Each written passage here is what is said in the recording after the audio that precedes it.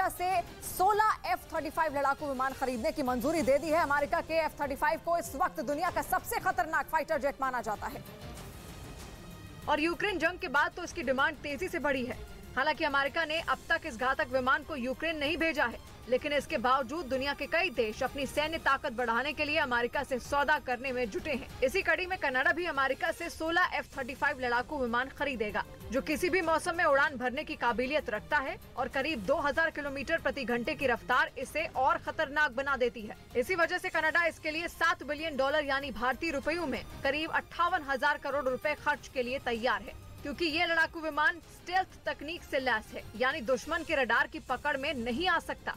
और इधर खबर है कि घरेलू एयरलाइन स्पाइस जेट ने करीब 2500 करोड़ रुपए का बकाया खत्म करने के लिए योजना तैयार की है, जिसके तहत स्पाइस जेट ने विमान लीज पर देने वाली कंपनी को निवेशक बनाने का प्रस्ताव रखा है। इसका मतलब हुआ कि बकाया चुकाने के बजाय उसने इन कंपनियों को हिस्सेदारी देने की योजना तैयार की है।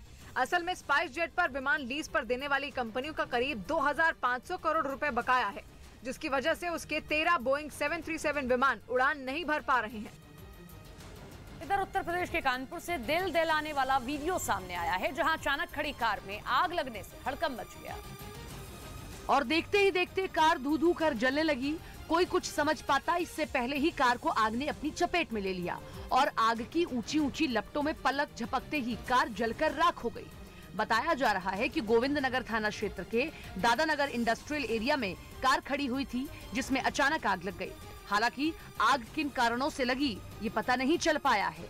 जिस वक्त कार में आग लगी उसमें कोई मौजूद नहीं था, वरना एक बड़ा हादसा हो सकता था। बिहार के मोतिहारी से चौंकाने वाला एक वीडियो सामने आया। वहां पर किसानों के बीच खाद के लिए मारपीट हो गई, जिससे वहां हंगामा मच गया। वहां मौजूद किसानों ने आरोप लगाया कि कुछ लोग तो खाद लेने के लिए रात भर कतार में लगे रहे, लेकिन गोदाम वालों ने खाद का काउंटर ही नहीं खोला। प्रशासन आ रहा है, न लोग खोल रहा है, यही समस्या है।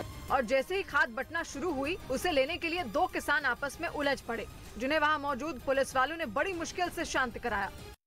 दिल्ली में यूपीएससी की सिविल सेवा परीक्षा की तैयारी करने वाले छात्र सरकार के खिलाफ प्रदर्शन पर उतर आए। उनकी मांग थी कि परीक्षा के लिए तय की गई आयु सीमा को 2 साल बढ़ा दिया जाए।